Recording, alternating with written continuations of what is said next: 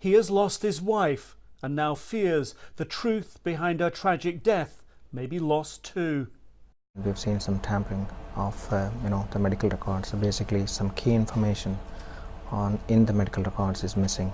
Praveen and Savita Halapanivar met in India, married, then set up home in Ireland 4 years ago. He is an engineer. She was a dentist. They were happy here. She loved dancing, so she forced me to dance with her, on a couple of times, on the stage. We gave a performance, and that will be the fondest memory, I suppose. I've never gone on a stage. I never had that. I always had the stage fear, to go out and speak out, and all the strength and the belief she gave me, and it was unbelievable. Together they had dreams of a beautiful future, of children, their children, of having a family. She was looking forward, basically. In a way, she found that she's at the right place. You know what I mean? That's the reason why she knew, and she was very well organized as well. She knew what she wanted in life, so that's the reason why she had decided to settle here on a long term. When Savita became pregnant, they were overjoyed. Then their ordeal began. Savita got back pain. Here at Galway University Hospital, doctors told her she was miscarrying. Her baby would likely die.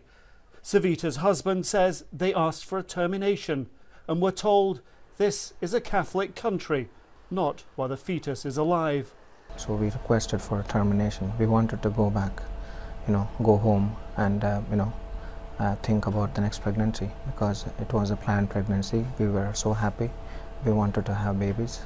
3 days after the request, the fetus died, was removed. 4 days later, Savita was dead from a blood infection. Our bodies, our lives! Ireland has been outraged. Protests in support of Savita, not just here but across the world, have urged the country's politicians to update abortion laws, prevent similar tragedies. There has been political fallout too. Abortion is a hot-button issue in Ireland. The Prime Minister is under pressure to get Halapanivar to help a health service inquiry. Government steps so far have done little to inspire Halapanivar, not just, he says, because they took weeks before announcing an inquiry, but when they did, 3 of the 7 medical professionals on the investigation team were from the same hospital here, where his wife died. Although they've now been replaced, other issues remain. Not the least of which the missing medical records. Records the hospital declined our request to comment on.